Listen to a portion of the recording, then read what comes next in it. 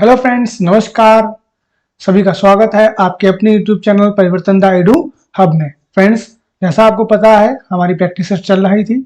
इसी प्रैक्टिस को आगे बढ़ाते हुए आज हम आपके लिए लाए हैं पहली बार कंप्लीट भारतीय संविधान का एक वीडियो, जो कि आपका एनसीईआरटी पे बेस्ड रहेगा। इस वीडियो में हम लोग जानेंगे कि हमारा संविधान कैसे बना और उसमें किस किस प्रकार के परिवर्तन हुए, कौन से वे प्रमुख अनुच्छेद हैं, कौन से प्रमुख आपके भाग हैं जो एग्जाम में विभिन्न एग्जामों में आपके पूछे जाते हैं। तो बिना किसी देरी के चलिए शुरू करते हैं और पूरे वीडियो को आप मन से पढ़िएगा और देखिएगा कि आपको कितने नए नए फैक्ट आपको देखने को इसमें मिलेंगे। चलिए शुरू करते हैं, देखते हैं। आज का पहला वीडियो आपकी स्क्रीन पे है।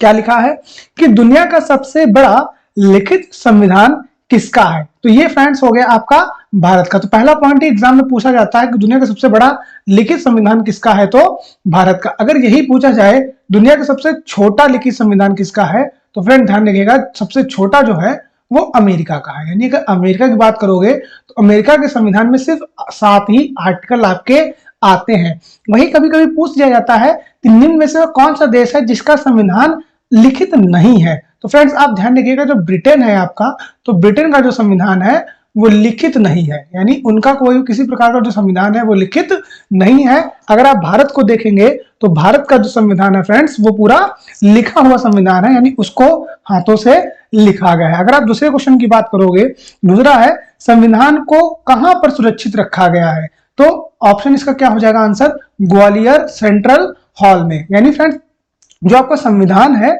इसका जो इसकी लिखी हुई प्रतियां थी, यानी जो लिखी हुई इसकी प्रतियां थी, कॉपी थी, उनको आज तक सुरक्षित रखा गया है। और कहां सुरक्षित रखा गया है? आपके ग्वालियर सेंट्रल हॉल में। अगर आपको ये क्वेश्चन नहीं पता होता तो आप जान रखिएगा कि संविधान की अभी भी मूल प्रतियां, यानी जो संविधान की कॉपी थी वो आपकी रखी हुई है कहां? ग्वालियर में। अगर पूछा जाए ग्वालियर है कहां, तो आप सबको पता है ये ज्योति आदित्यनाथ सिंधिया का क्षेत्र है और मध्य प्रदेश में पड़ता है। अगला हमारा है बजट पर बहस और प्रश्न पूछने का अधिकार भारतीयों को कब दिया गया? यानी विभिन्न चार्टर एक्ट आए थे, जिनमें से एक आपका भारत परिषद अधिनियम आया था सन 1892 में।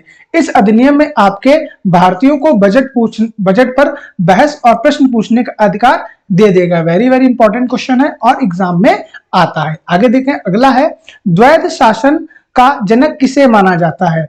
तो लियोनस कार्टियस। द्वैध शासन क्या है फ्रेंड्स कि सन 1919 में पहले आपके प्रांत में द्वैध शासन लगाया गया, यानी दोहरी सरकार। फिर 1935 में आपके केंद्र में द्वैध शासन लगाया गया। तो यही इसी कड़ी में हम लोगों से पूछा जाता है कि जो द्वैध शासन है इसके जनक कौन है? लियोनस कार्टियस। इनकी एक बुक है फ्रेंड जिसका नाम है डायरकी। ध्यान रखिएगा, इनकी एक बुक है जिसका नाम है डायरकी। उसी बुक में इन्होंने क्या किया था? चर्चा की थी अपने द्वैध शासन की।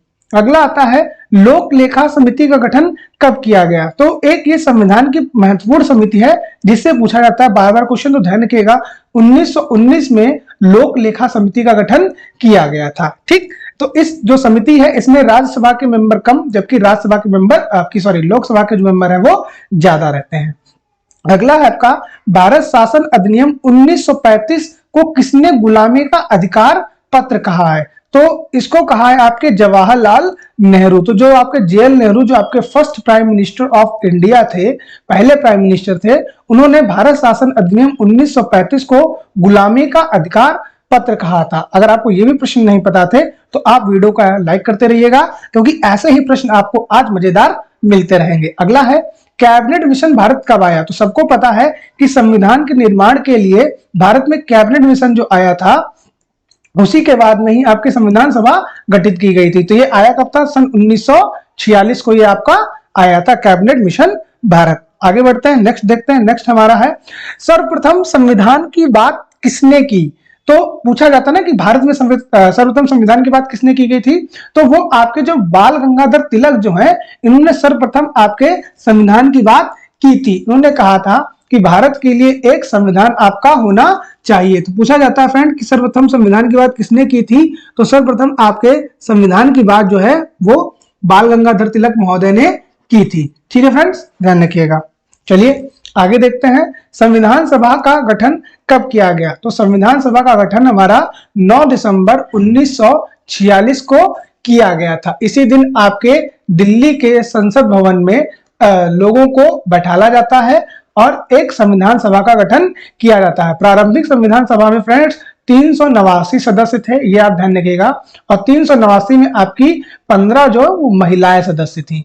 इस आपके जो ये था पहली जो संविधान सभा बैठती है, इसके एक अस्थायी अध्यक्ष चुने जाते हैं, वो होते हैं आपके सिन्हा जी। ठीक, ध्यान रखिएगा, जो सिन्हा जी हैं इन्हें आपका अस्थायी अध्यक्ष चुना जाता है। और मीटिंग होती कब है आपकी? 9 दिसंबर 1946। आगे बढ़ते हैं, अगला है संविधान सभा में शामिल पहले पारसी व्यक्ति कौन थे? ध्यान रखिएगा, पहले पारसी व्यक्ति। तो संविधान सभा में शामिल होने वाले पहले पारसी व्यक्ति फ्रेंड्स पीएच मोदी थे। ध्यान रखिएगा, ये पहले पारसी व्यक्ति थे जिन्होंने संविधान सभा में भाग लिया था। आगे बढ़ाते हैं, अगला है प्रारंभ में संविधान सभा में कुल कितने लोग थे? देखिए यहां पे लिखा है आपका 389। ध्यान रखिएगा, इस प्रारंभ में जो 389 सदस्य थे, बाद में जब 1947 में आपका बंटवारा हो जाता है, यानी पाकिस्तान और इंडिया दो कंट्री जब आपकी बन जाती हैं, तो इन सदस्यों की संख्या घटकर कम हो जाती है। आगे बढ़ते हैं, देखते हैं अगला है संविधान सभा में कुल कितनी महिलाएं थी? अभी हमने इस बात पर चर्चा की थी कि कुल महिलाओं की संख्या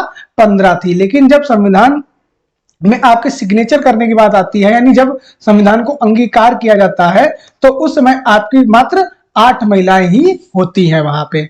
आगे देखिए, एक कथन है आपका जिसमें लिखा है कि संविधान सभा कांग्रेस थी और कांग्रेस भारत था। यह कथन किसका है? तो यह कथन फ्रेंड्स आपका जी ऑस्टिन महोदय का है। उन्होंने कहा था कि जो कांग्रेस है वो संविधान सभा, यानी संविधान सभा पूरी कांग्रेस से बनी है और कांग्रेस भारत का नेतृत्व करता है।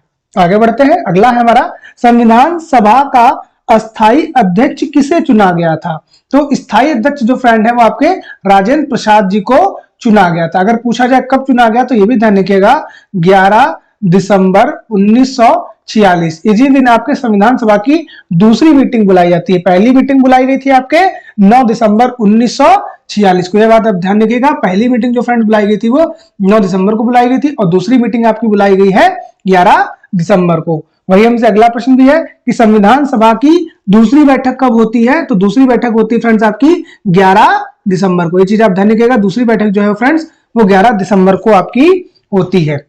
आगे बढ़ाते हैं, नेक्स्ट हमारा संविधान सभा की तीसरी बैठक कब होती है? तीनों बैठक इंपॉर्टेंट है आपकी, और तीसरी बैठक जो होती है वो 13 दिसंबर 1946 की होती है। तो आप ध्यान रखिएगा, पहली बैठक 9 दिसंबर, दूसरी बैठक 11 दिसंबर और तीसरी बैठक फ्रेंड्स आपकी 13 दिसंबर। ध्यान रहेगा आपको, ठीक, 9, 11 और 13 दो दिन का अंतर है। अगला है, अच्छा क्वेश्चन है, इंपॉर्टेंट है, फैक्ट में पूछ लिया जाता है, तो मैंने आपके लिए लिख दिया है। ध्यान रखिएगा कि किस रियासत से किसी भी व्यक्ति ने संविधान सभा में भाग नहीं लिया था? अपने यहाँ कुल 440 प्लस रियासत थी, उन रियासत में से वो कौन सी रियासत थी जिसने भाग नहीं लिया? तो जो आपके फ्रेंड्स हैदराबाद थी, हैदराबाद ने आपके संविधान सभा में भाग नहीं लिया था। ध्यान रखिएगा, ठीक। इसी हैदराबाद को मिलाने के लिए आपके सरदार वल्लभ भाई पटेल ने बहुत ज्यादा मेहनत की थी। पूछ दिया जाता है किस मतलब आपकी रियासत ने भारत में मिलने से मना कर दिया था। अगला है संविधान का प्रारूप बनाने के लिए प्रारूप समिति का गठन कब किया गया? Very very most important question है और इस क्वेश्चन पर हम लोग ध्यान नहीं देते हैं, लेकिन मैंने उठाया आपके लिए। प्रारूप समिति का गठन कब किया गया था? तो प्रारूप समिति के बारे में सबको पता है, लेकिन गठन नहीं पता होगा, तो आप जान लीजिए 29 अगस्त 1947 को आपकी प्रारूप समिति का गठन किया गया था। ठीक, ध्यान रखिएगा। प्रारूप समिति का काम क्या था? प्रारूप समिति का काम था आपके संविधान का ब्लूप्रिंट तैयार करना, यानी एक तरीके से उसका खाका तैयार करके लोगों के बीच में देना, फिर उस पर ही आपकी चर्चा हुई थी। तो वही आगे पूछा गया है कि प्रारूप समिति के अन्य नाम क्या है? Very very most important question पूछा जाता है, प्रारूप समिति के अन्य नाम क्या है? तो इसके अन्य नाम है मसौदा समिति और पांडुलिपि समिति। ध्यान रखिएगा, प्रारूप समिति को कभी कभी इंग्लिश में ड्राफ्ट कमेटी के नाम से भी पूछ देते हैं, ये भी ध्यान रखिएगा। इंग्लिश में इसका नाम जो है, प्रारूप को इंग्लिश में ड्राफ्ट कहते हैं। आगे है प्रारूप समिति में कुल कितने सदस्य? ध्यान रखिएगा, कुल सदस्य जो थे ये 7 थे और बहुत बार ये प्रश्न पूछा जा चुका है, कुल कितने सदस्य होते थे? सदस्य का मतलब है 6 + 1। एक आपका फ्रेंड अध्यक्ष होता है और बाकी 6 इसके सदस्य होते हैं। ठीक, ध्यान रखिएगा जो 6 सदस्य थे, इन सभी सदस्यों के जो नाम है वो कृष्ण जी के नाम से रिलेटेड है। जैसे कोई स्वामी अयंगर होगा तो कोई कृष्ण स्वामी होगा, इस टाइप से इनके नाम आपको देखने को मिलेंगे। आगे आता है प्रारूप समिति का अध्यक्ष कौन था। ध्यान फ्रेंड्स, अध्यक्ष लिखा है, आप ध्यान रखिएगा, थोड़ा सा इसको सही कर लीजिएगा। ये अध्यक्ष लिखा है, अध्यक्ष कौन था, और बार बार पूछा चुका है। जो आपके डॉक्टर भीमराव अंबेडकर जी जो हैं, ये आपके प्रारूप समिति के अध्यक्ष थे। वेरी वेरी इंपॉर्टेंट क्वेश्चन है आपका फ्रेंड्स, इसको टिक कर लीजिएगा कि भीमराव अंबेडकर। इसीलिए भीमराव अंबेडकर को आपके संविधान का क्या बोला जाता है, जनक या पिता बोला जाता है। ये भी ध्यान रखिएगा, पूछा जाता है कि हमारे संविधान का जनक कौन है, तो डॉक्टर भीमराव अंबेडकर जी। ठीक, आगे बढ़ते हैं। नेक्स्ट क्वेश्चन है, संविधान को किस तिथि को पारित किया गया था। बहुत इंपॉर्टेंट, इसमें बहुत ज्यादा कंफ्यूजन होता है। पारित करना और लागू करना। पारित आपका किया गया था 26 नवंबर 1949। अगर आप संविधान की जो प्रस्तावना है या उद्देशिका है उसे पढ़ेंगे तो उसकी जो लास्ट लाइन है उसमें लिखा है कि हम अपने इस संविधान को 26 नवंबर 1949 इतमार्ग शुक्ल को आत्मसमर्पित और अंगीकृत करते हैं। लेकिन कभी जब आपको लागू करने के बारे में पूछ दिया जाए तो लागू करने का ध्यान रखिएगा। संविधान को लागू जो किया गया था फ्रेंड्स, वो आपके 26 जनवरी 1950 को किया गया था। इनमें बहुत कंफ्यूजन रहती है। तो ये 26 जनवरी 1950 को लागू किया गया था, जबकि आपका 26 नवंबर 1949 आपका क्या किया गया था, इसको पारित किया गया था। चलिए आगे बढ़ते हैं, अगला क्वेश्चन लेते हैं। अगला क्वेश्चन हमारी स्क्रीन पे है कि संविधान प्रारूप पर संविधान सभा में कुल कितने वाचन हुए थे। हमसे ये क्वेश्चन पूछा गया कि कुल कितने वाचन आपके हुए थे। तो टोटल 3 वाचन हुए थे। वाचन का मतलब है 3 बार बड़ी बड़ी बैठक बुलाई गई थी और इन्हीं 3 बैठक में आपके क्या किया गया था, संविधान के प्रारूप पे चर्चा की गई थी कि हमारे संविधान में कोई कमी है या कोई दिक्कत है, तो उस पर पूरी चर्चा ये की गई थी। अगला है कौन सा वाचन सबसे बड़ा था, यानी जो टोटल आपके 3 वाचन हुए थे, इन वाचन में कौन सबसे बड़ा है। तो सेकंड वाला जो आपका वाचन हुआ था, ये पूछा भी जाता है कि निम्न में से कौन सा वाचन है जो सबसे बड़ा हुआ था। तो ये आपका 15 नवंबर 1948 से लेके 17 अक्टूबर 1949 तक ये वाचन चला था और इस वाचन के बाद आपके कुल 7000 प्लस संशोधन दिए गए थे, जिसमें से 2400 प्लस संशोधन आपके स्वीकार कर लिए गए थे। मतलब ऐसा समझिए कि आपको एक ब्लूप्रिंट दिया गया और उस ब्लूप्रिंट में 7000 कमियां थी, उन्हें बताया गया, लेकिन जो 2400 कमियां थी वो मुख्य थी, जिन्हें बाद में सही कर लिया गया। अगला आता है प्रश्न, संविधान को बनाने में कुल कितना समय लगा था। ये बहुत बार पूछा गया है। तो 2 वर्ष 11 माह और 18 दिन, टोटल इतना समय आपको संविधान बनाने में लग गया था। आगे देखते हैं, संविधान सभा के कुल कितने अधिवेशन हुए थे। ये बहुत बार पूछा जाता है। तो टोटल 12 अधिवेशन यानी 12 बार मीटिंगें बुलाई गई थी आपकी संविधान सभा पे डिस्कस करने के लिए। और जो आपके प्रारूप जो आपका जिसके अध्यक्ष आपके भीमराव अंबेडकर थे, उस पर कितने दिन बहस हुई थी, 114 दिन। ये आप ध्यान रखिएगा, 12 आपके अधिवेशन हुए हैं, जबकि आपका 114 दिन आपके क्या हुआ है, बहस हुई है। ये चीज ध्यान रखिएगा, ठीक है। जैसे मान लो एक अधिवेशन बुलाएगा, वो तो 2-3 दिन चलता रहा, तो इस तरीके से आप इसको कनेक्ट कर सकते हैं। ठीक, चलिए आगे बढ़ते हैं। अगला है हमारा, संविधान सभा की अंतिम बैठक कब हुई। अंतिम बैठक का मतलब जिसके बाद सब कुछ फाइनल कर दिया गया। तो ये फ्रेंड बैठक आपकी होती है 24 जनवरी 1950 को। अब देखिए ये बैठक इंपॉर्टेंट क्यों थी, क्योंकि इसी बैठक में आपका नेशनल सॉन्ग, नेशनल एंथम को स्वीकार किया गया था। 24 जनवरी 1950 को ही आपको अपना नेशनल सॉन्ग, जिसको हम लोग फ्रेंड्स कहते हैं राष्ट्र गीत और राष्ट्रगान, दोनों आपने स्वीकार किया गया था। और दोनों आपको पता होंगे, राष्ट्रगीत वंदे मातरम और राष्ट्रगान आपका जनगण मन। साथ में ध्यान रखिएगा फ्रेंड्स, इसी डेट को हम लोगों ने अपने राष्ट्रपति को भी स्वीकार किया गया था। और प्रथम राष्ट्रपति कौन थे, आप सबको पता है, डॉक्टर राजेंद्र प्रसाद जी। ठीक, ये आपके बिहार से आते थे, ध्यान रखिएगा, ठीक है। ये आपके पहले राष्ट्रपति थे। तो इसी दिन आपकी 3 महत्वपूर्ण चीज होती हैं, नेशनल सॉन्ग, नेशनल एंथम यानी राष्ट्रगीत, राष्ट्रगान और आपके प्रेसिडेंट यानी राष्ट्रपति। आगे नेक्स्ट क्वेश्चन है जो कॉमनली एग्जाम में कभी कभी पूछ दिया जाता है कि भारत जो है वो कॉमनवेल्थ का सदस्य कब बना था। कॉमनवेल्थ का सदस्य भारत बना था मई 1949 को। ठीक, यानी राष्ट्रमंडल जो खेल होते हैं आपके, उसका सदस्य भारत कब बना था, तो मई 1949 को भारत उसका सदस्य बन गया था। आगे आते हैं, लोकसभा की पहली बैठक कब होती है? Very very most important question है, बार बार एग्जाम में पूछा जाता है, तो ध्यान रखिएगा 13 अप्रैल 1952 को आपका लोकसभा की पहली बैठक होती है। जो संविधान सभा होती है उसे समाप्त कर दिया जाता है और वो बाद में वो क्या बन जाती है? लोकसभा बन जाती है। होप समझ गए होंगे आप। आगे बढ़ते हैं, नेक्स्ट स्लाइड देखते हैं। इस स्लाइड में आपको मेनली संविधान जो बना था तो उसके एक एक अंग थे, उन अंगों में जो जिनको हम लोग समितियां बोलेंगे, उन समितियों की चर्चा हम लोग इसमें करने वाले हैं। तो पहला जो है वो है संघ शक्ति और संघ संविधान शक्ति। ध्यान रखिएगा, संघ शक्ति और संघ संविधान समिति के प्रमुख कौन थे? तो जवाहरलाल नेहरू। ध्यान रखिएगा, आप संघ वर्ड जो है इसको पकड़े रहिएगा, तो संघ वर्ड की जितनी भी समितियां हैं वो सब आपकी जवाहरलाल नेहरू जी की हैं। आगे देखिए, प्रांतीय संविधान समिति, ठीक, प्रांतों को संविधान समिति के प्रमुख कौन थे?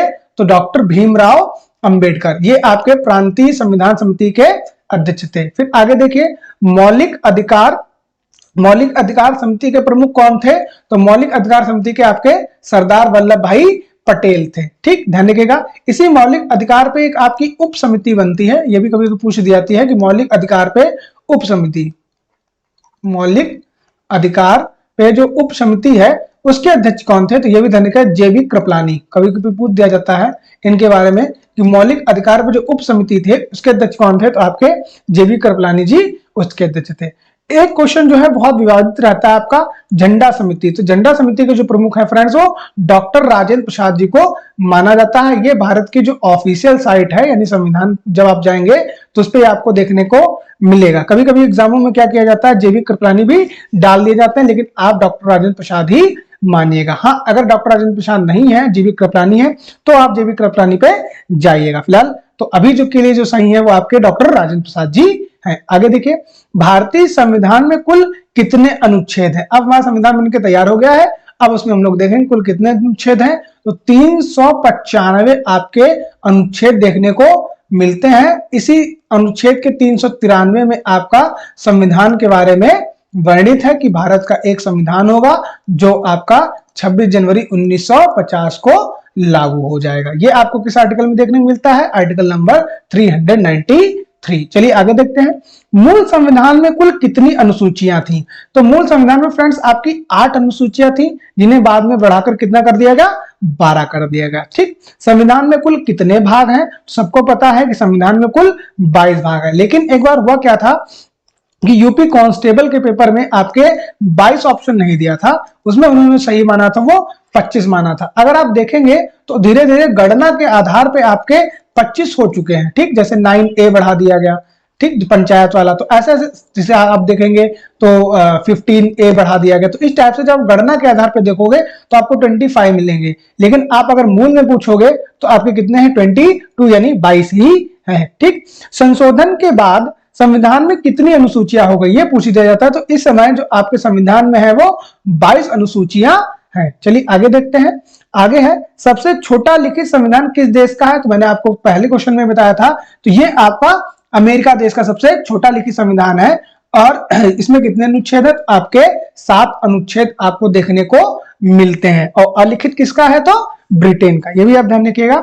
चलिए आगे बढ़ाते हैं, नेक्स्ट क्वेश्चन देखते हैं। अगला प्रश्न हमारी स्क्रीन पे आ गया है, लिखा है, भारतीय संविधान विश्व का सबसे बड़ा लिखित संविधान है, यह कथन किसका है? तो ये भारतीय लिखित जो है, भारतीय संविधान विश्व का सबसे बड़ा लिखित संविधान है, ये सर आइवर जेनिंग्स जी जो महोदय हैं, इन्होंने कहा है कि भारतीय संविधान विश्व का सबसे बड़ा लिखित संविधान है। चलिए आगे देखते हैं, संविधान में मूल अधिकार और वित्तीय आपात कहां से लिया गया है? तो अमेरिका के संविधान से। आप ध्यान रखिएगा कि आपके जो मूल अधिकार है, आप वित्तीय आपात भले एक बार भूल जाइएगा, लेकिन मूल अधिकार वेरी वेरी इंपॉर्टेंट है, इसको ध्यान रखिएगा कि मूल अधिकार कहां से लिए गए हैं। तो मूल अधिकार फ्रेंड्स आपके लिए गए हैं अमेरिका के संविधान से, ये चीज आप बिल्कुल मत भूलिएगा। ठीक है, चलिए आगे देखते हैं। आगे क्या है कि एकीकृत न्याय प्रणाली और छाया मंत्रिमंडल किस संविधान से लिया गया? तो ये ब्रिटेन के संविधान से। ध्यान रखिएगा, संसद के आपके जितने भी प्रमुख चीजें हैं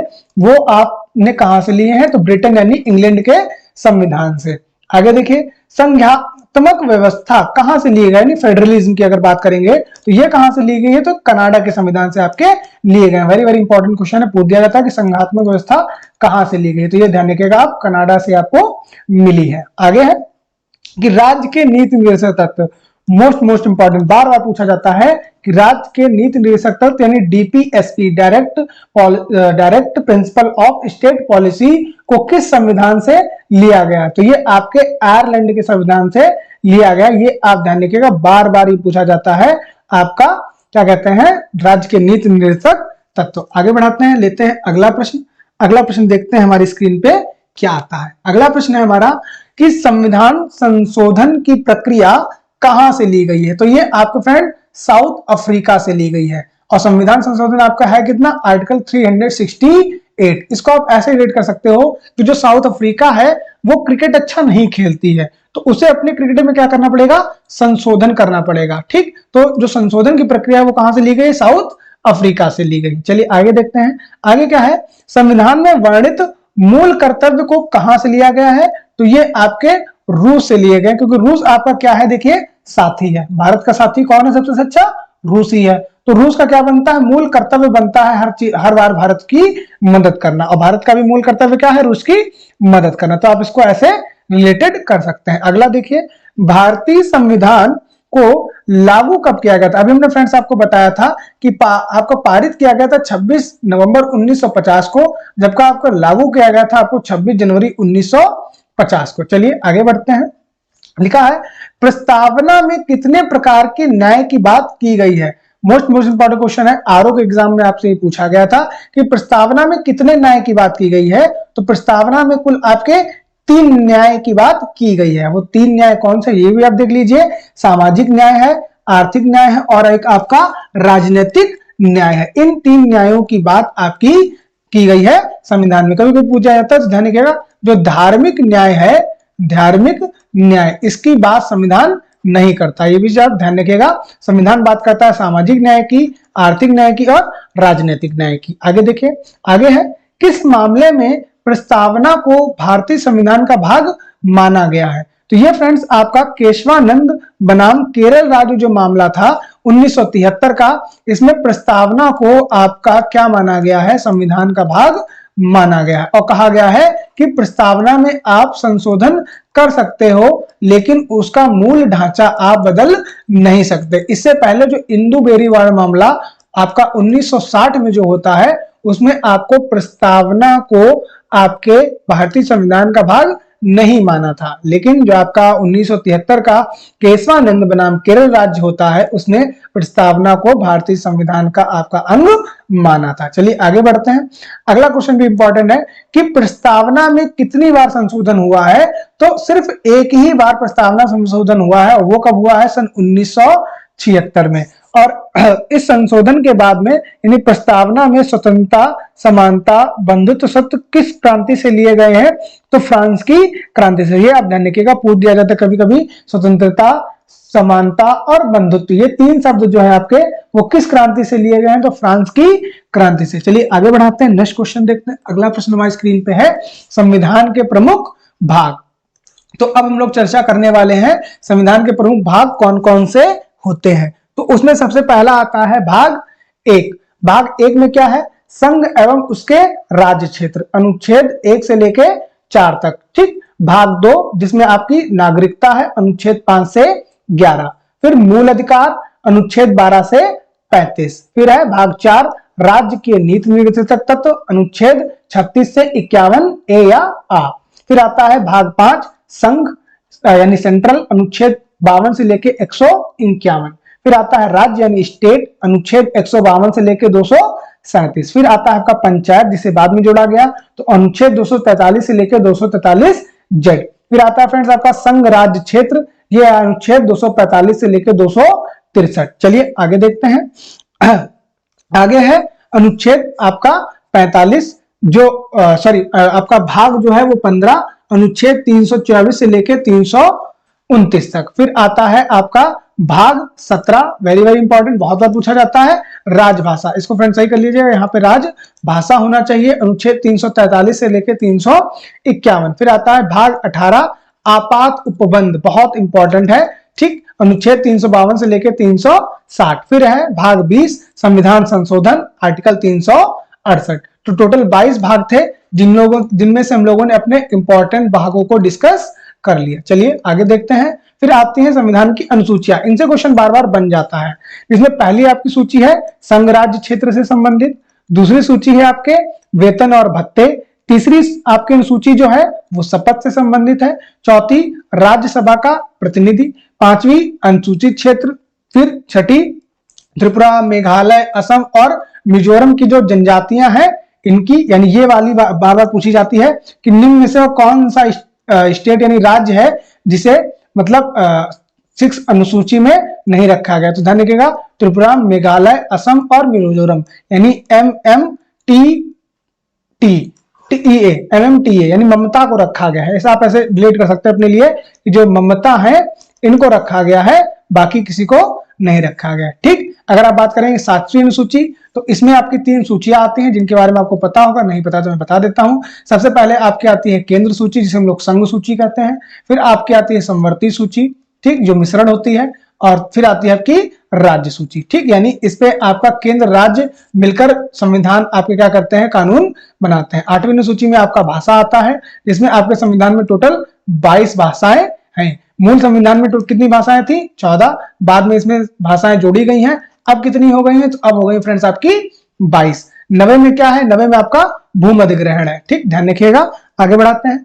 नेक्स्ट है हमारा 10वीं अनुसूची। 10वीं अनुसूची में क्या है, दल बदल कानून, जिसे 1985 में आपका राजीव गांधी की सरकार में जोड़ा गया था। 11वें में आपका पंचायत है और 12 में आपकी नगर पालिका है। ध्यान रखिएगा ये दोनों बाद में जोड़े गए हैं, ठीक। तो पहले 8 थी, फिर 9 हुई, फिर 10 हुई, फिर 11 हुई और इसमें कितनी है, 12 है, ठीक। तो मूल में कितनी थी, 8 है थी और इस समय कितनी है, 12 है। चलिए आगे देखते हैं।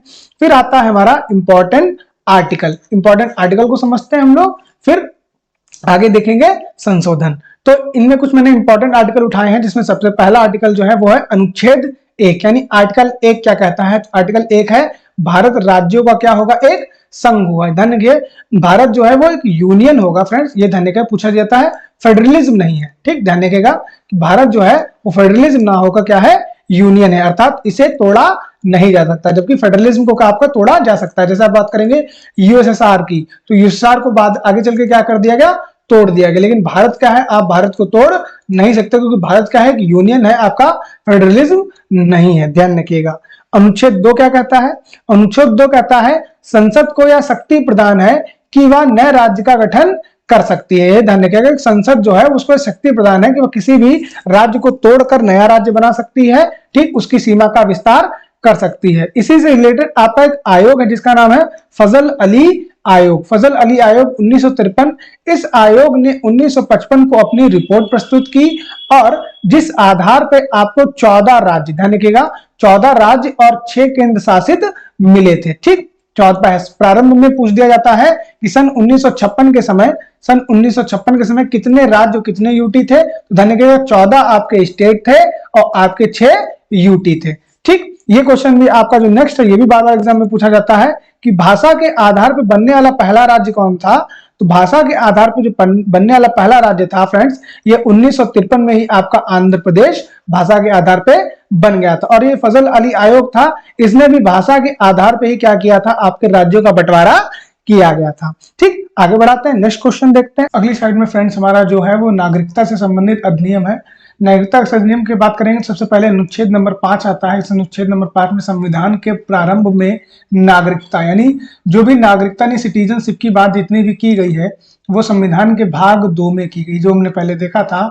और इस भाग 2 में जो बात की गई है वो नागरिकता संबंधी चीजों की बात की गई है। तो कैसे आपको नागरिकता मिलेगी, कैसे आपकी नागरिकता जाएगी, कैसे आपसे नागरिकता छीनी जा सकती है, इस संबंध में जो आपका है सभी चीजें कहाँ लिखी हैं, आपके अनुच्छेद नंबर 5 में। तो पूछ दिया जाता है कि संविधान के प्रारंभ में नागरिकता के संबंध में कौन सा अनुच्छेद है, तो अनुच्छेद नंबर 5 आप ध्यान रखिएगा। अनुच्छेद नंबर 8 आपका इंपॉर्टेंट है, जो कि आपका भारतीय उद्योगों के नागरिकत्व का अधिकार, जिनको लोग एनआरआई बोलते हैं, यानी जो लोग भारत में बाहर से आते हैं उनको भारत में रहने का तो अधिकार दिया जाता है, लेकिन यहाँ पे उनको वोट वगैरह का अधिकार नहीं दिया जाता है। हर चीज आप ध्यान रखिएगा। तो एनआरआई से जो रिलेटेड आपका है तो वो आपका आपका अनुच्छेद नंबर 8 है। फिर बात करेंगे अनुच्छेद नंबर 11 की, तो संसद को नागरिकता के संबंध में कानून, यहाँ पे आप लिख लीजिएगा कानून बनाने का अधिकार प्राप्त है। अगर आपने अभी सुना होगा तो जो CAA आया था यानी सिटीजनशिप अमेंडमेंट एक्ट आया था, वो इसी के अंतर्गत आया था। यानी जो संसद है, संसद से हमारे बात करें तो राज्यसभा और लोकसभा, तो इन दोनों को ये शक्ति प्रदान है कि वो नागरिकता के संबंध में यानी सिटीजनशिप के संबंध में आपका क्या कर सकता है, कानून बना सकता है। तो ये आप इस समय करंट में भी है, तो इस चीज को आप मोस्ट इंपॉर्टेंट समझ सकते हैं कि अनुच्छेद 11 का संबंध किससे है, तो संसद द्वारा आपके नागरिकता के संबंध में कानून बनाने से। ठीक, फिर आपका एक अधिनियम है, भारतीय नागरिकता अधिनियम 1955। तो 1955 के अकॉर्डिंग देखिए समय समय में इसमें संशोधन जो हुए ये बहुत बार पूछा जाता है। तो अभी तक कितने संशोधन हो चुके हैं, एक 1986, 1992, 2003, 2005, 2015 और 2019 से ही 2019 वाला जो CAA है उसी की बात मैं कर रहा था अभी। तो इसमें आप देखेंगे टोटल 6 जो है वो आपके संशोधन किए जा चुके हैं, क्योंकि समय समय पर जैसी चीजें बदलती रही हमारा संशोधन उस प्रकार से होता रहा। फिर अगर बात करेंगे तो अपने यहाँ कैसी नागरिकता है, तो ध्यान रखिएगा अपने यहाँ एकल नागरिकता का प्रावधान, यानी एक ही चीज जगह की आप नागरिकता ले सकते हो। अगर आपके पास भारत की नागरिकता है तो आप किसी अन्य देश की नागरिकता नहीं ले सकते। इस समय जो आप विवादित देख रहे होगे तो कनाडा की जो आपके अक्षय कुमार जी लिए बैठे हैं उनके बारे में आजकल बहुत ज्यादा इस चीज पे चर्चा होती है। उनके पास भारत की नागरिकता नहीं है, ध्यान रखिएगा भारत का नागरिक किसी अन्य देश की नागरिकता नहीं ले सकता। अगर वो ऐसा करेगा तो उसकी जो भारत की नागरिकता है वो स्वतः ही समाप्त हो जाएगी। अगर बात करेंगे दोहरी नागरिकता, तो ये दिसंबर 2003 में जब आपके क्या कहते हैं अटल बिहारी वाजपेयी जी की सरकार थी, वाजपेयी जी की सरकार थी, उस समय आई थी ये दोहरी नागरिकता। ये LM सिंघवी के सुझाव के अनुसार आई थी। ये ध्यान रखिएगा, पूछ लिया जाता है कि दोहरी नागरिकता का संबंध किससे है, तो LM सिंघवी जी से है और आई कब थी आपकी दिसंबर 2003 में।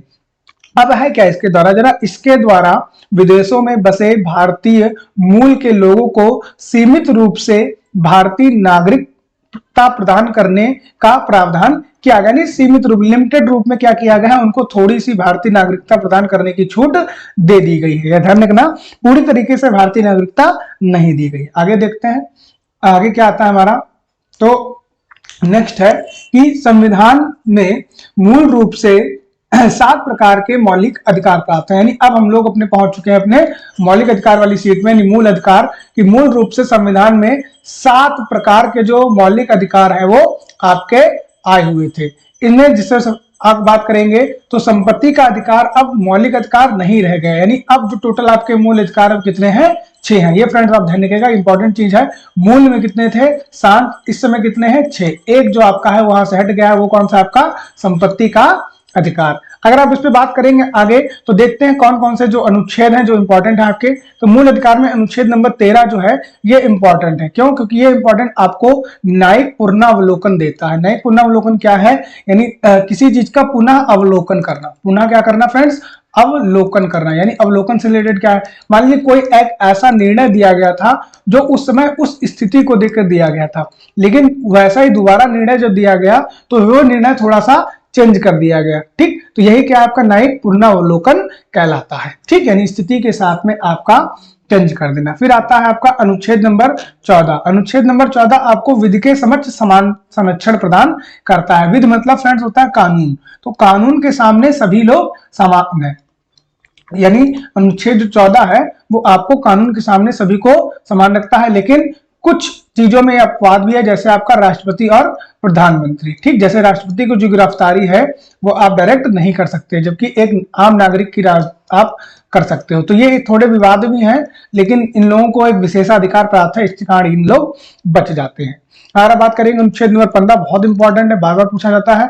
अनुच्छेद नंबर 15 जो है वो धर्म, मूल, वंश, लिंग, जाति के आधार पर विभेद नहीं करता है। यानी एक तरीके से समानता का अधिकार। समानता का अधिकार क्या कह रहा है कि आप धर्म, मूल, वंश, लिंग, जाति के आधार पर विभेद नहीं कर सकते, यानी किसी प्रकार का भेद आप नहीं कर सकते। अनुच्छेद 16 बार बार एग्जाम में पूछा जाता है, ये भी इंपॉर्टेंट है आपका कि लोक नियोजन में अवसर की समानता। यानी आप देखते होंगे जब भी कोई भी नौकरी या जॉब निकलती है तो उसमें आप देखते होंगे जनरल का कोटा अलग होता है, आपका OBC का अलग होता है, SC का अलग होता है, ST का अलग होता है और अल्पसंख्यक का अलग होता है, यानी सभी के कोटे डिवाइड किए जाते हैं, तो सभी को अवसर देने की समानता। ठीक।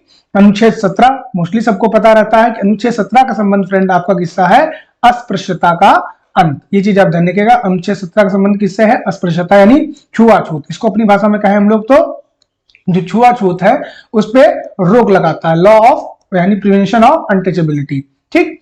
आगे देखिए अनुच्छेद 19 का भी बहुत बार पूछा जाता है, का बोलिए चाहे आ बोलिए। वाक एवं अभिव्यक्ति की स्वतंत्रता यानी बोलने की स्वतंत्रता। इस 19 में आपको 6 प्रकार की स्वतंत्रता मिलती है, उसमें जो सबसे ज्यादा पूछी जाती है वो आपकी पूछी जाती है प्रेस की स्वतंत्रता। ये ध्यान रखिएगा, जो प्रेस की स्वतंत्रता है, प्रेस वाले किसी प्रकार का कोई भी क्वेश्चन किसी से भी पूछ सकते हैं, तो वो उनको स्वतंत्रता किसमें दी गई है, तो अनुच्छेद 19 में। ये चीज आप ध्यान रखिएगा, वो उनको किसमें दी गई है, अनुच्छेद 19 में। आगे देखिए अनुच्छेद 21। अनुच्छेद 21 क्या है आपका, प्राण एवं दैहिक स्वतंत्रता। ध्यान रखिएगा फ्रेंड, जब भी आपकी इमरजेंसी लगती है, इमरजेंसी तो आप लोग समझते होंगे यानी आपात लगता है, तो आपात में आपके आर्टिकल नंबर 21 और 22 ये 2 आर्टिकल छोड़ के सभी आर्टिकल आपके धीरे से समाप्त कर दिए जाते हैं, उनके यानी आप उनके लिए अपने सुप्रीम कोर्ट में जा नहीं सकते। ठीक। ये भी ध्यान रखिएगा कि जो आपके मौलिक अधिकार है उनकी गारंटीज जो कौन देता है, तो वो आपकी सुप्रीम कोर्ट देता है। ये भी ध्यान रखिएगा, मौलिक अधिकार की गारंटी कौन देता है, आपके सुप्रीम कोर्ट। अगर आप बात करेंगे अनुच्छेद 21 का की, तो ये भी आपका इंपॉर्टेंट हो जाता है। इसमें आपका शिक्षा का अधिकार के बारे में चर्चा की गई है। शिक्षा का अधिकार आपका पहला मूल अधिकार नहीं था, यानी पहले आपका मूल अधिकार नहीं था, लेकिन बाद में इसे मूल अधिकार बनाया गया है। वो हम आगे चल के देखेंगे किस संशोधन के द्वारा इसमें जोड़ा गया। अनुच्छेद 23 और 24 दोनों एक में आते हैं, शोषण के विरुद्ध, और ये इंपॉर्टेंट भी है। 23 की बात करोगे तो मानव दुर्व्यवहार और बालात श्रम यानी जो ह्यूमन ट्रैफिकिंग होती है उसको रोकने का क्या करेगी, प्रयास करेगी, और ये सरकार प्रयास करेगी, और ये एक तरीके से क्या है, मूल अधिकार है आपका। ठीक। अनुच्छेद 24 ये तो सबको पता होगा कि कारखानों आदि में बालकों के नियोजन पर प्रतिषेध, यानी 14 वर्ष से अगर कोई कम बालक है तो आप उसे कारखाने में काम नहीं करा सकते हैं। ठीक। ये चीज आप ध्यान रखिएगा। अनुच्छेद 25 क्या आता है, 25 क्या है, अंतःकरण से धर्म को मानना। अंतःकरण से मतलब अपने मन से, यानी अपने मन से किसी भी धर्म को मानना। ठीक। तो आप अपने धर्म से किसी भी धर्म को मान सकते हैं, चाहे वो आपका हिंदू धर्म सनातन धर्म हो, चाहे आपका इस्लामिक धर्म हो, चाहे आपका जैन हो, किसी भी धर्म के आप हो, तो आप अपने मन से उस धर्म को स्वीकार कर सकते हैं। अनुच्छेद नंबर 27 में देखें क्या है, तो धर्म के कार्यों के लिए करों का प्रावधान। करो मतलब है आपका चंदा, एक तरीके से कि आप धर्म के कार्य के लिए लोगों से चंदा ले सकते हैं। ठीक। और इस चंदा पे किसी प्रकार का सरकार टैक्स नहीं लगा सकती। इसीलिए आप देखते होंगे कि जैसे आप अगर बात करेंगे तो भी तिरुपति मंदिर ने अपनी संपत्ति जो है वो 283 बताई थी मिलियन, तो इसमें सरकार किसी प्रकार का टैक्स नहीं ले सकती। ये चीज आप ध्यान रखिएगा कि चंदे पे किसी प्रकार का टैक्स सरकार नहीं ले सकती। अगर बात करेंगे आप अनुच्छेद 29 तो वही मोस्ट इंपॉर्टेंट है, अलग से पूछ दिया जाता है। ठीक। अल्पसंख्यक वर्गों के हितों का संरक्षण। अल्पसंख्यक मतलब आप समझ रहे होंगे मुसलमान, तो इन लोगों के लिए आपके जो है इनके हितों के लिए अलग से संरक्षण की बात की गई है। ये चीज आप ध्यान रखिएगा। ठीक। बहुत बार पूछा जाता है। अनुच्छेद 32 वेरी मोस्ट इंपॉर्टेंट। क्यों? अनुच्छेद 32 में संवैधानिक उपचारों का अधिकार है, यानी आप सुप्रीम कोर्ट में अपने मूल अधिकारों के लिए किसी भी समय घंटी बजा सकते हैं। यानी मूल अधिकार की गारंटी कौन देता है? आपका सुप्रीम कोर्ट देता है। ये चीज आप ध्यान रखिएगा। ठीक। फिर एक फैक्ट आता है अनुच्छेद 32 के बारे में कि अनुच्छेद 32 को डॉक्टर भीमराव अंबेडकर ने संविधान की आत्मा कहा है। बहुत बार पूछा जाता है, इसलिए इंपॉर्टेंट फैक्ट हो जाता है।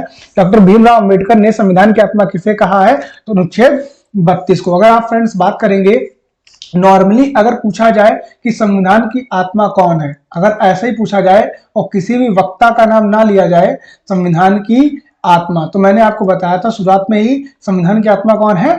प्रस्तावना है। ठीक। या उद्देशिका प्रियम्बल। अगर डॉक्टर भीमराव अंबेडकर लगा दिया जाएगा, बी आर अंबेडकर ने किसे कहा है?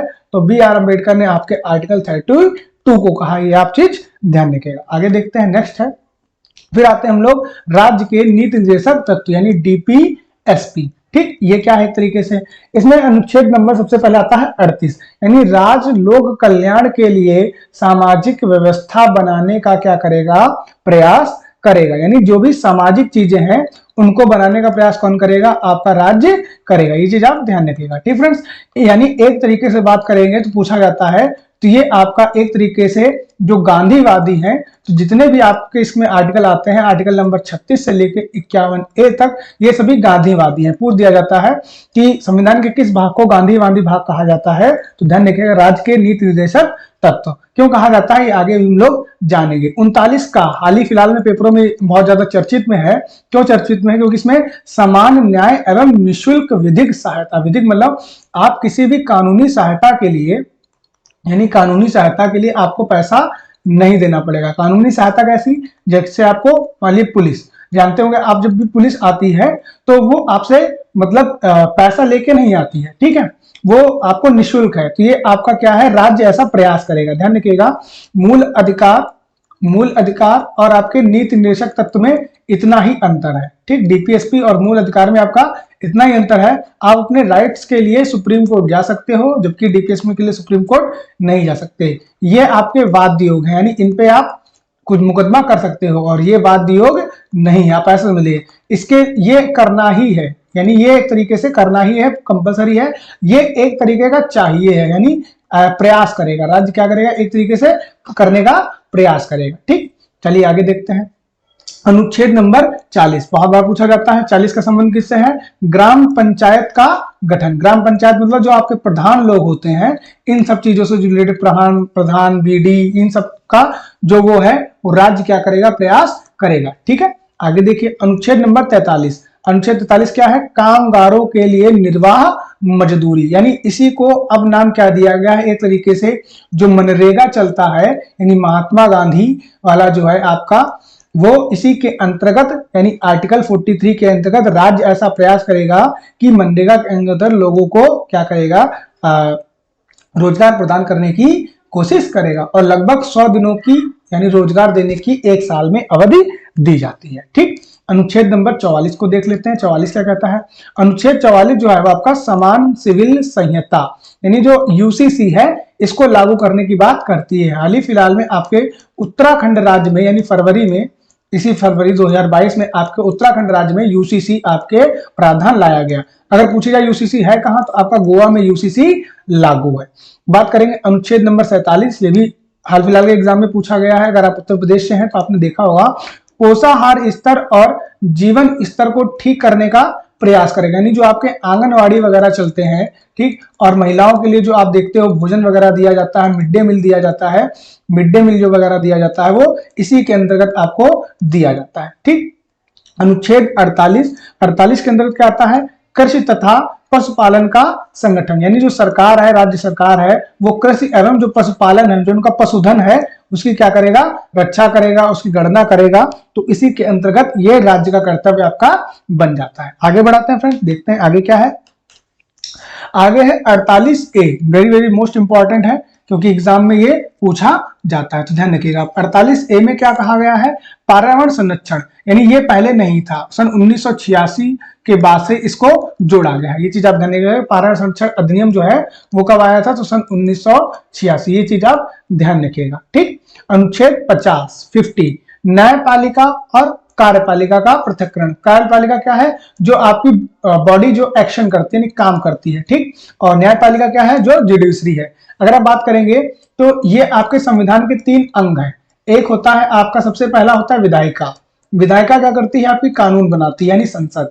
ठीक, उस कानून को लागू कौन करती है? आपकी कार्यपालिका। ठीक है, अगर बात करेंगे और उस संविधान बनाए गए कानून की समीक्षा कौन करती है? तो न्यायपालिका। मान लीजिए कोई एक ऐसा कानून बनाया, विधायिका ने कानून बनाया, और वो कानून को लागू कौन कराएगा? डीएम, एसडीएम या आईएएस। ठीक, ये सब लोग लागू कराएंगे। ठीक है, तो अब जो न्यायपालिका है, आपका जुडिशरी है, वो ये देखेगी कि जो कानून आया है उससे जो आपके अधिकार हैं या मूल अधिकार हैं, उनका हनन तो नहीं हो रहा है, या उनमें किसी प्रकार की कटौती तो नहीं हो रही है। ठीक, तो कार्यपालिका और न्यायपालिका का पृथक्करण, यानी दोनों को 50-50 बांट दिया गया। एक तरीके से जो न्यायपालिका है उसको कैसे कर दिया गया? स्वतंत्र कर दिया गया, कि आप किसी के ऊपर मतलब आपके ऊपर किसी का वो शासन नहीं है। अगर बात करेंगे अनुच्छेद नंबर 51, राज्य जो है वो अंतरराष्ट्रीय शांति, सुरक्षा और विदेश नीति के मामले को स्वीकार करेगी। यानी जो प्रधानमंत्री हैं वो अगर कहीं विदेश में नीति बना के आते हैं तो राज्य उस चीज का क्या करेगी, पालन करने का कर्तव्य करेगी। इसी के अंतर्गत आपका पूछा जाता है अनुच्छेद 51 जो फ्रेंड्स आपका है 51A, ये पहले आपके संविधान में नहीं था, इसे बाद में जोड़ा गया है। देखेंगे हम लोग आगे चल के कब जोड़ा गया है। तो मौलिक कर्तव्य जो है वो इस समय कितने हैं, 11 है, ध्यान रखिएगा। प्रारंभ में कितने थे, 10, अब बढ़ा के कितने कर दिए गए, 11। तो ये मौलिक कर्तव्य आपके आते किसमें है, 51A में आते हैं। ठीक, ध्यान रखिएगा, ये आपके जो मौलिक कर्तव्य आते हैं 51A में। ठीक, ये चीज आप ध्यान रखिएगा। चलिए आगे देखते हैं। आगे है अनुच्छेद नंबर 52। अब हम लोग पहुंच चुके हैं अपने संघ में, जो हम लोगों ने देखा था। ठीक, यानी आर्टिकल नंबर 52 से लेके 151 तक पूरा हम लोग अपना संघ के बारे में देखेंगे, जिसमें आपको राष्ट्रपति देखने को मिलेगा, उपराष्ट्रपति देखने को मिलेगा, लोकसभा और राज्यसभा। चलिए देखते हैं आर्टिकल 52 क्या कहता है। ये भी वेरी मोस्ट इंपॉर्टेंट है, बार बार पूछा जाता है। आर्टिकल 52 कहता है भारत का एक क्या होगा, राष्ट्रपति होगा। ध्यान रखिएगा, ये आर्टिकल बहुत इंपॉर्टेंट पूछा जाता है। किस अनुच्छेद में कहा गया है कि भारत का एक राष्ट्रपति होगा, अनुच्छेद नंबर 52। फिर आता है अनुच्छेद नंबर 53। इस अनुच्छेद में क्या कहा गया है कि संघ की यानी केंद्र की कार्यपालिका शक्ति का राष्ट्रपति में निहित होगी। यानी संघ की जितनी भी कार्यपालिका शक्ति होगी, कार्य होंगे, वो सब किसमें निहित होंगे, आपके राष्ट्रपति में निहित होंगे। यानी नेता कौन होगा, मुख्य नेता आपका राष्ट्रपति ही होगा। ठीक, चलिए आगे देखते हैं। आर्टिकल 56 क्या है, राष्ट्रपति का पदावधि, यानी राष्ट्रपति अपने पद पर कितने वर्ष के लिए रह सकता है। तो ध्यान रखिएगा, राष्ट्रपति अपने पद पर 5 वर्षों के लिए रह सकता है। क्या राष्ट्रपति दोबारा चुनाव लड़ सकता है, तो हाँ लड़ सकता है। लेकिन भारत में क्या है, इस पद की एक गरिमा बना दी गई है कि आप अगर एक बार राष्ट्रपति बन गए हो तो आप कोशिश ये करिए कि आप दोबारा उस लाभ के पद को धारण ना करें। हालांकि संविधान में ऐसा नहीं लिखा है कि आप दोबारा चुनाव नहीं लड़ सकते, आप दोबारा चुनाव लड़ सकते हैं, चीज आप ध्यान रखिएगा। ठीक, अनुच्छेद नंबर 60, यानी राष्ट्रपति शपथ कौन दिलाता है, तो चीफ जस्टिस ऑफ इंडिया, यानी जो मुख्य न्यायाधीश होता है आपके सुप्रीम कोर्ट का, वही आपकी क्या करता है, वो जो शपथ है वो दिलाता है। आगे देखें अनुच्छेद नंबर 61 क्या है, राष्ट्रपति पर महाभियोग की प्रक्रिया। महाभियोग की प्रक्रिया चलाने से 14 दिन पूर्व आपको राष्ट्रपति को क्या करना पड़ेगा, सूचित करना पड़ेगा। ध्यान, ये नहीं बिना राष्ट्रपति को सूचित किए आपने उसके ऊपर महाभियोग चला दिया। और महाभियोग सिर्फ एक ही चीज पे चल सकता है, सिर्फ एक ही चीज है जिसपे महाभियोग चल सकता है, वो है क्या, संविधान का अतिक्रमण। यानी कोई एक ऐसा अनुच्छेद, संविधान का अतिक्रमण, कोई एक ऐसा अनुच्छेद या कुछ भी जिसमें संविधान का राष्ट्रपति ने क्या किया हो, हनन किया हो। ठीक, उसी के हनन के उपरांत ही आप राष्ट्रपति के ऊपर क्या कर सकते हो, अपनी महाभियोग की प्रक्रिया चला सकते हो। ये चीज आप ध्यान रखिएगा। चलिए आगे बढ़ते हैं।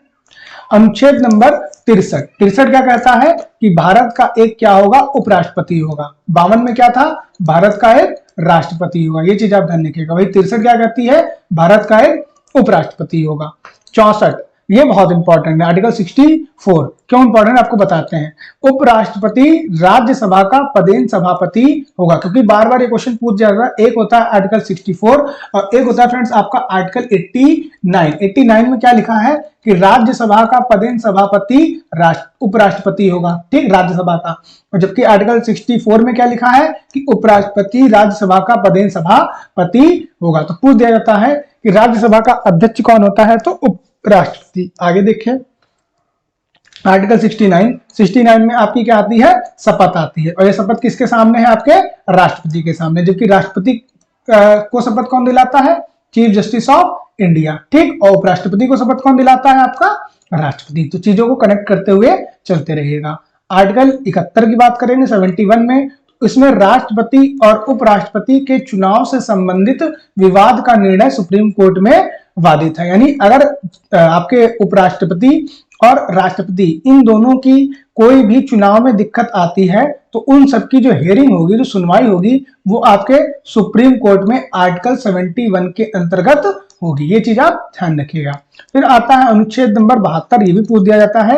अनुच्छेद नंबर 72 जो है राष्ट्रपति की क्षमादान शक्तियां, ध्यान रखिएगा, पूछ दिया जाता है राष्ट्रपति क्षमादान शक्ति में। तो ये मृत्यु दंड को भी क्या कर सकता है, माफ कर सकता है। अगर किसी व्यक्ति को मृत्यु दंड दिया गया है तो राष्ट्रपति के पास वो पावर होती है कि वो मृत्यु दंड को क्षमा कर देगा। ये चीज ध्यान रखिएगा। बस इतना ही अंतर है राष्ट्रपति और राज्यपाल की शक्ति में। राज्यपाल जो फ्रेंड है वो आपका क्षमादान जो मृत्यु का है वो नहीं दे सकता, बाकी सभी आपका दे सकता है। आगे देखिए, फिर आता है आर्टिकल 75 यानी इसको हम लोग 75(3) के नाम से जानते हैं कि मंत्रिपरिषद सामूहिक रूप से लोकसभा के प्रति क्या होगी, उत्तरदायित्व होगी। मतलब जो आपका आर्टिकल 75(3) है वो ये कहता है कि जो भी आपकी मंत्रिपरिषद गठित होगी वो लोकसभा के प्रति उत्तरदायी होगी। क्वेश्चन ऐसा बनता है कि जो आपके प्रधानमंत्री की जो मंत्रिपरिषद होती है वो सामूहिक रूप से किसके प्रति उत्तरदायी है, तो ध्यान रखिएगा, लोकसभा के प्रति। ठीक, फिर आता है आपका अनुच्छेद नंबर 79 संसद। तो संसद के फ्रेंड आपके 3 भाग बताए गए, 1 भाग, 2 भाग और 3 भाग। पहले भाग में आपको बताया गया है फ्रेंड राष्ट्रपति, ध्यान रखिएगा। संसद के कितने भाग हैं, पहला भाग जो है वो है राष्ट्रपति, जिसे हम लोगों को पहले देखा, जो क्या है संघ की कार्यपालक शक्ति का प्रमुख है। दूसरा भाग होता है फ्रेंड्स आपका राज्यसभा, ठीक, और तीसरा फ्रेंड जो होता है वो होता है आपका लोकसभा। इन्हीं तीनों से मिलकर आपकी क्या बनती है, संसद बनती है। ये चीज आप ध्यान रखिएगा। फिर अगर बात करेंगे अनुच्छेद 80 में क्या आता है आपका राज्यसभा। ये एक उच्च सदन होगा और कभी भी इसे भंग नहीं किया जाता, ये तो आप ध्यान रखिएगा। और इसकी अधिकतम संख्या कितनी है, 250, आप ये भी ध्यान रखिएगा। और 31 सीटें सबसे ज्यादा आपके कहाँ है, यूपी में। ये चीज आप ध्यान रखिएगा कि राज्यसभा को कभी भी भंग नहीं किया जा सकता और ये आपका अपर हाउस होगा। ठीक, अगर आप बात करेंगे अनुच्छेद 81 में किसकी चर्चा की गई है, इसमें आपकी चर्चा की गई लोकसभा की। ये निम्न सदन होगा और इसे भंग किया जा सकता है। इसकी मैक्सिमम सीटें कितनी है, तो 552। उसमें अगर यूपी की बात करोगे तो सबसे ज्यादा यूपी में ही कितनी है, 80। मैक्सिमम कितनी हो सकती है, 552। चुनाव कितने पे होता है, 543 पे। 2 इसमें आपके आंग्ल भारतीयों को राष्ट्रपति जोड़ता है। ठीक, अब किसी को अगर याद नहीं होता है तो उसको आप याद सकते हैं सरला। सरला सा से हो जाएगा संसद, रा से हो जाएगा राज्यसभा, ला से हो जाएगा आपका लोकसभा। 79, 80 एंड 81 सरला। ठीक है फ्रेंड्स, आगे बढ़ते हैं, अगला देखते हैं। अगला है हमारा article number 108, most important article. इसमें क्या है, सदनों की संयुक्त बैठक। अब संयुक्त बैठक को बुलाता कौन है, बुलाता है आपका राष्ट्रपति, ध्यान रखिएगा। बुलाता कौन है, आपका राष्ट्रपति। लेकिन इन सदनों की अध्यक्षता कौन करता है, आपका लोकसभा अध्यक्ष। ठीक, लोकसभा अध्यक्ष। मान लीजिए द्रौपदी मुर्मू जो है वो अगर बुलाएं तो वो बुलाएंगी, राष्ट्रपति बुलाता है और उसकी अध्यक्षता कौन करेगा, लोकसभा अध्यक्ष करेगा। यानी जो आपके ओम बिरला जी हैं वो उसकी अध्यक्षता करेंगे। तो पूछा जाता है कि आपके जो आर्टिकल 108 है इसमें क्या है, तो सदनों की संयुक्त बैठक है। ठीक, इनको आहूत यानी बुलाने का काम करता है राष्ट्रपति और जिसकी अध्यक्षता करती है लोकसभा। ठीक, आर्टिकल 110 धन विधेयक की परिभाषा। बहुत बार पूछा जाता है कि अनुच्छेद के किस आर्टिकल में आपका अनुच्छेद, मतलब संविधान के किस अनुच्छेद में आपका धन विधेयक की परिभाषा दी है, तो अनुच्छेद नंबर 110। अगर बात करेंगे अनुच्छेद 112 तो ये क्या है आपका फ्रेंड्स, वार्षिक वित्तीय विवरण, यानी जिसे हम लोग बजट बोलते हैं। यही बजट शब्द ना देकर अपने यहाँ संविधान में क्या नाम है उसका, वार्षिक वित्तीय विवरण। ये आपका फरवरी के महीने में आपका आता है, आपको ये पता होगा। यानी 2023 में ये फरवरी के महीने में आप देखिएगा बजट आना शुरू हो जाएगा। आर्टिकल 123 में क्या है, राष्ट्रपति का अध्यादेश है। ये भी पूछा जाता है कि राष्ट्रपति का अध्यादेश किस अनुच्छेद में आता है, आर्टिकल 1, 2, 3। ये चीज आप ध्यान रखिएगा, इंपॉर्टेंट है। फिर बात करेंगे आर्टिकल 124 में फ्रेंड क्या है आपके, सर्वोच्च न्यायालय का गठन। सर्वोच्च न्यायालय यानी आपका सुप्रीम कोर्ट के गठन की बात की गई है इसमें। ठीक, ध्यान रखिएगा आर्टिकल 1, 2, 4 में। चलिए आगे देखते हैं। आर्टिकल 130 में क्या है, तो 130 में फ्रेंड आपका है सर्वोच्च न्यायालय का स्थान। यानी आपका जो सुप्रीम कोर्ट होगा वो कहां होगा, तो आपको सबको पता है वो कहां है, दिल्ली में है। ठीक, आर्टिकल 137 क्या है, निर्णय का पुनरावलोकन हमने बताया था ना कि कोई निर्णय अगर मान लीजिए पहले दिया गया है तो उसे सुधारा जा सकता है। ठीक, ये चीज आप ध्यान रखिएगा। और ये किसके अंतर्गत हो जाता है, आर्टिकल 137 के अंतर्गत हो जाता है। अनुच्छेद 143 इंपॉर्टेंट है, हाल फिलहाल के एग्जामों में पूछा गया है। अनुच्छेद 143 ये क्या कहता है, सर्वोच्च न्यायालय राष्ट्रपति को सलाह दे सकता है। यानी मान लीजिए सुप्रीम कोर्ट जो है वो राष्ट्रपति को किसी भी मामले में क्या कर सकता है, अपनी सलाह प्रदान कर सकता है। मान लीजिए राष्ट्रपति कोई काम करते हैं और उन्हें लग रहा हो कि कहीं संविधान का मैं हनन तो नहीं कर रहा हूं, तो वो सुप्रीम कोर्ट के पास जाके उस चीज में सलाह ले सकते हैं। किस आर्टिकल के अंतर्गत? आर्टिकल 143 के अंतर्गत। लेकिन राष्ट्रपति सुप्रीम कोर्ट की बात को मानने के लिए बाध्य नहीं है, ये चीज आप ध्यान रखिएगा। अब ये चीज राष्ट्रपति पे होती है कि वो चीज सुप्रीम कोर्ट की बात मानेगा या नहीं मानेगा। अब अगर आगे देखेंगे आर्टिकल 148, तो ये भी इंपॉर्टेंट है, सबको मोस्टली पता होता है, नियंत्रक एवं महालेखा परीक्षक, जिसे हम लोग फ्रेंड कहते हैं कैग। ठीक, ध्यान रखिएगा, पूछा जाता है नियंत्रक एवं महालेखा परीक्षक संविधान के किस अनुच्छेद में है? तो आर्टिकल 148। आगे बढ़ते हैं अगली स्लाइड पे। अगली स्लाइड हमारी आती है अब राज्य के बारे में। ठीक, अब यानी अब हम आगे बढ़ चुके हैं, हमारा संघ जो है वो कंप्लीट हो गया। अब हम लोग बात करेंगे अपने राज्य के बारे में। तो राज्य के बारे में देखते हैं। सबसे पहले जो आर्टिकल आता है आर्टिकल 153। इस आर्टिकल में क्या है? प्रत्येक राज्य के लिए एक राज्यपाल होगा। आर्टिकल हम लोगों ने 52 में क्या देखा था? एक राष्ट्रपति होगा। आर्टिकल 63 में हम लोगों ने क्या देखा था? एक आपका उपराष्ट्रपति होगा यानी वाइस प्रेसिडेंट होगा। फिर आर्टिकल नंबर हम लोगों ने 153 में क्या देखा कि राज्यों के लिए एक आपका राज्यपाल होगा यानी गवर्नर होगा। ये तीनों आप ऐसे रिलेट कर सकते हैं। ठीक, आर्टिकल 161 में देखेंगे तो राज्यपाल की क्षमादान शक्तियां, उधर आपने देखी थी आर्टिकल नंबर 72 में किसकी? राष्ट्रपति की क्षमादान शक्तियां। और दोनों में अंतर क्या है? सिर्फ आपका राज्यपाल जो है ये मृत्युदंड को माफ नहीं कर सकता, ठीक, जबकि आपका प्रेसिडेंट मृत्यु को माफ कर सकता है। आप अगर आगे बात करेंगे तो आर्टिकल 168, प्रत्येक राज्य के लिए एक विधानमंडल होगा। अब विधानमंडल की बात क्या है? विधानमंडल में आती है आपकी दो चीजें, एक होती है आपकी विधानसभा, ठीक है फ्रेंड, और एक होती है आपकी विधान परिषद। ठीक, विधानसभा और विधान परिषद। तो कुछ राज्यों में आपने देखा होगा कि विधानसभा तो सब में है लेकिन आपकी विधान परिषद सब में नहीं है। ठीक, कमेंट में आप बताइएगा कि किन किन आपके स्टेट में, राज्यों में आपके विधान परिषद है।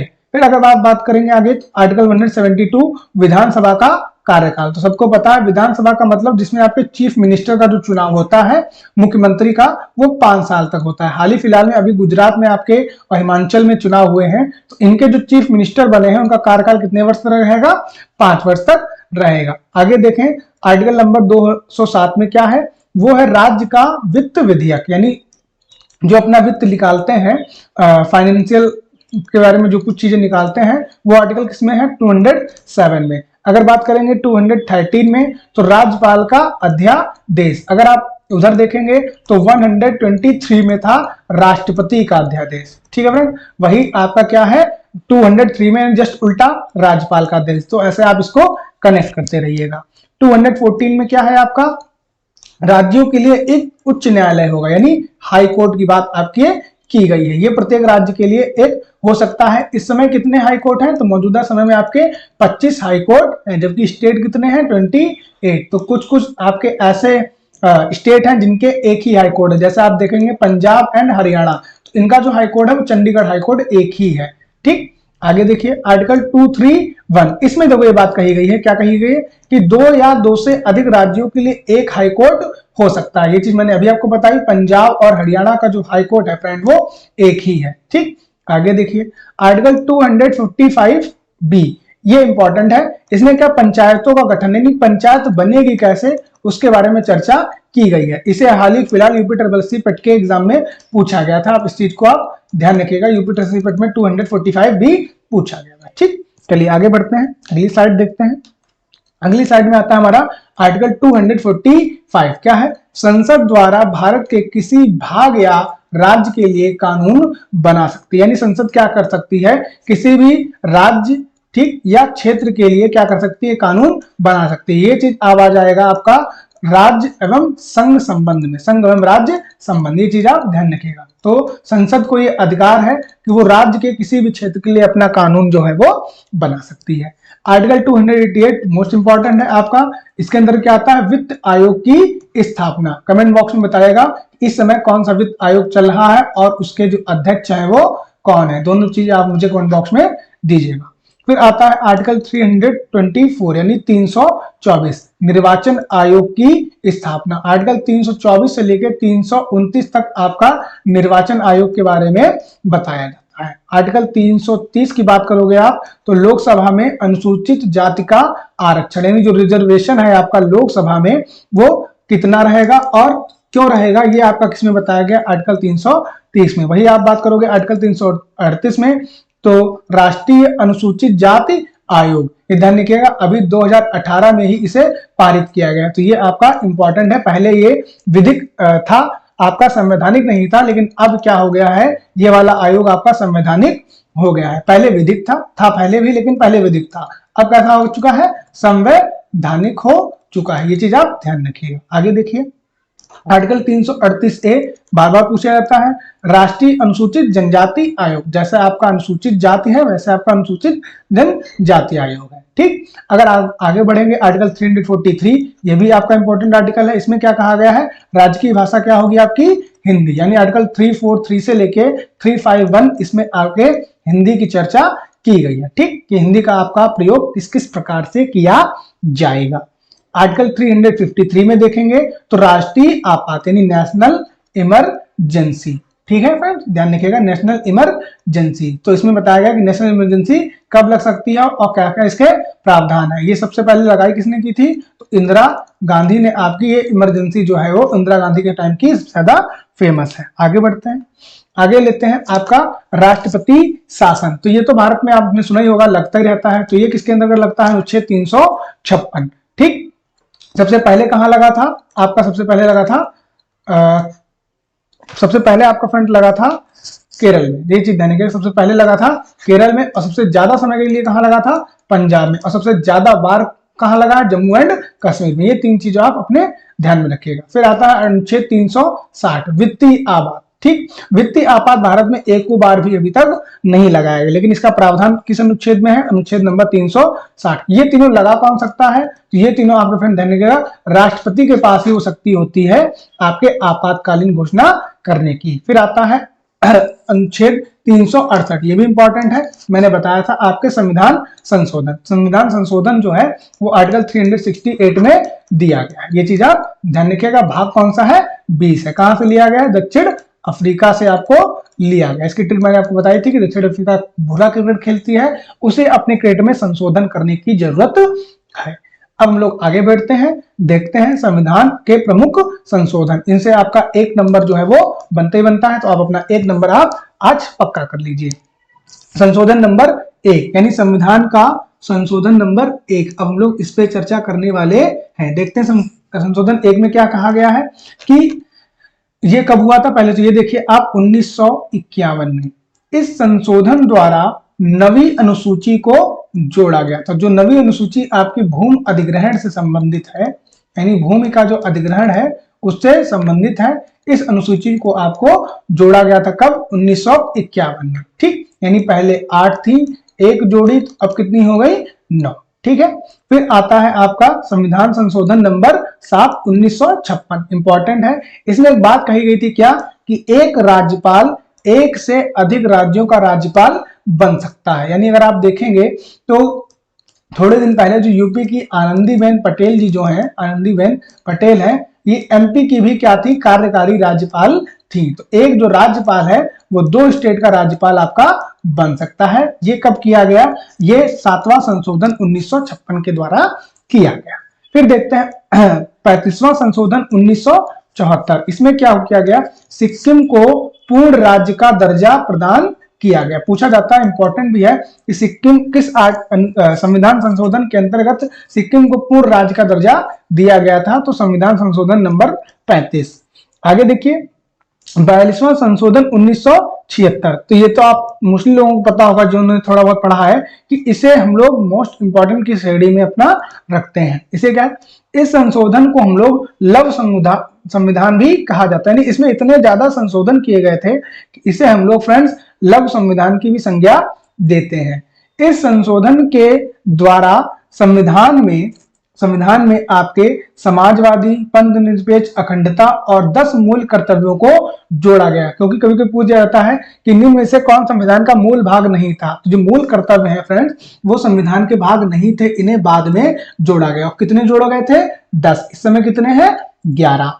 और 3 शब्द जो आपकी प्रस्तावना में एक ही बार अभी तक प्रस्तावना में संशोधन हुआ है 1976 में, और 3 शब्द जोड़े गए थे, समाजवादी, पंथ निरपेक्ष और अखंडता। आप इसको याद कर सकते हैं इस्पा से, ठीक, यानी इस्पा वर्ड आपका जोड़ा गया था। आगे देखिए, आगे आता है संशोधन नंबर 44, ये भी इंपॉर्टेंट है आपका 1978। क्यों इंपॉर्टेंट है? इसमें संपत्ति का जो मूल अधिकार था इसको समाप्त कर उसे विधिक अधिकार बना दिया गया, और अब संपत्ति का जो अधिकार है वो आर्टिकल 300A यानी 300A में यानी का में आपको देखने को मिलता है। ये पहले आपका एक मूल अधिकार होता था, जब अब आपका क्या हो चुका है, एक प्रकार का विधिक अधिकार हो चुका है, यानी अब आपका मूल अधिकार नहीं रह गया है, ठीक। ध्यान रखिएगा, ये सब कब संशोधन किया गया? तो 44वां संशोधन 1978, ये चीज आप ध्यान रखिएगा। फिर आता है 52, संशोधन नंबर 52 कब हुआ है? 1955। इसमें क्या है? 10वीं अनुसूची के तहत दल बदल कानून को बनाया गया, ठीक। ये ध्यान रखिएगा, यानी पहले 9 थी,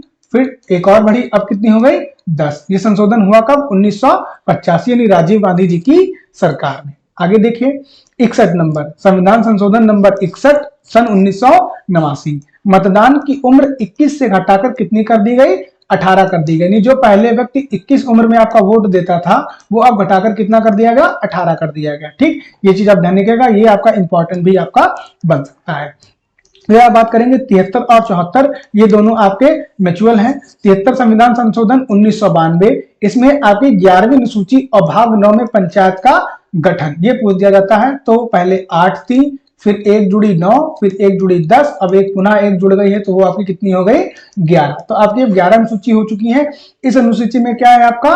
पंचायत। ये चीज ध्यान रखिएगा, पूछा जाता है कि निम्न से किस अनुसूची में पंचायत की बात की गई? तो अनुसूची नंबर 11 में। कब संशोधन हुआ आपका? 73वां संविधान संशोधन 1992। अब बात करेंगे आप 74वां संशोधन 1993। इसमें क्या है आपकी 12वीं अनुसूची जोड़ी गई थी और नगर पालिका का गठन, यानी जो आपकी म्युनिसिपैलिटीज होती हैं इनके गठन करने की बात अनुसूची नंबर 12 में की गई। 86वां संविधान संशोधन 2002 इंपॉर्टेंट है क्योंकि पूछा जाता है एग्जाम में। इसमें शिक्षा को क्या बना दिया गया? मूल अधिकार बना दिया गया। अब शिक्षा को आपकी 3 श्रेणियों में दिया गया। पहला आपका 21A जो कि मूल अधिकार में चला गया, फिर आता है आर्टिकल 45 यानी राज्य शिक्षा देने का प्रयास करेगा, फिर आता है आर्टिकल 51A। इन तीनों में आपका क्या किया गया है? शिक्षा को ऐड किया गया, यानी आपका मूल अधिकार भी है, राज्य भी प्रयास करेगा और माता पिता का मूल कर्तव्य भी है अपने बच्चों को शिक्षा संस्थानों तक पहुंचाना। फिर आता है 92वां संविधान संशोधन यानी 92 2003। इसमें 8वीं अनुसूची में 4 नई भाषा मैथिली, संथाली, बोडो और डोगरी जोड़ी गई। अब आपके 8वीं अनुसूची में कितनी भाषाएं हो चुकी हैं? 22 भाषाएं, ठीक। ध्यान रखिएगा। अनुच्छेद नंबर 101 क्या है आपका? सन 2016 में आया है, जीएसटी से संबंधित यानी गुड्स एंड सर्विस टैक्स, वस्तु एवं सेवा कर, जिसके आप लोगों ने बहुत सुना होगा। तो आप इसको ऐसे आ सकते हैं कि 100 रुपए था आपके पास, उस पर 1 रुपए आपका क्या लगा दिएगा? टैक्स लगा दिया गया, तो 101 रुपए आपका जीएसटी से संबंधित हो गया है। आप इसको ऐसे अपने आप से रिलेट कर सकते हैं। फिर देखिए आपका आता है 102 संविधान संशोधन सन 2018। इसमें क्या है? अभी मैंने आपको बताया था राष्ट्रीय पिछड़ा वर्ग आयोग को संवैधानिक दर्जा दिया गया था। जो आपका 338 और 338A में जो आपके राष्ट्रीय पिछड़ा यानी राष्ट्रीय जनजाति आयोग और राष्ट्रीय अनुसूचित आयोग जो बनाए गए थे वो प्रारंभ में आपके संवैधानिक नहीं थे। 102 संविधान संशोधन 2018 के द्वारा इन्हें आपका क्या किया गया है? संवैधानिक दर्जा प्रदान किया गया है। आगे बढ़ते हैं, देखते हैं नेक्स्ट स्लाइड क्या है। आपका संविधान संशोधन 103 ये कब आया? सन 2019 को। आप लोगों सबको पता होगा 16 जातियों को क्या किया गया? 10% का आपका आरक्षण प्रदान किया गया था। ये चीज आप लोगों ने सुनी होगी। तो आपकी जो जनरल कास्ट है इनको भी जो जनरल में EWS जो आते हैं यानी इकोनॉमिकल वीकर जो सेक्शन है उसके लिए 10% जो है उसका आपका प्रावधान किया गया है। संविधान संशोधन 104 2019 SC और ST आरक्षण को 10 वर्षों तक के लिए आगे बढ़ा दिया गया, यानी 2029 तक इस आरक्षण को आपको बढ़ा दिया गया है। तो फ्रेंड्स ये हमारा एक संविधान का कंप्लीट ओवरव्यू वीडियो था। अगर आपको ये वीडियो पसंद आया हो और कुछ भी आपको इस वीडियो में कमी लगी हो या कुछ आपके सुझाव हैं तो उन सभी सुझावों का हम स्वागत करते हैं। अभी थोड़ा नए हैं तो पेन चलाने में थोड़ा सा आपको राइटिंग में समस्या होती होगी। धीरे धीरे क्या कहते हैं कि सीख सीख के अनुभव आता है, अनुभव आ जाएगा। तो वीडियो अगर आपको पसंद आया हो तो चैनल को बिना सब्सक्राइब किए मत जाइएगा और वीडियो को शेयर जरूर कर दीजिएगा और कमेंट बॉक्स में बताइएगा कि आपको ऐसे ही लॉन्ग वीडियो किस किस सब्जेक्ट के चाहिए। Thank you.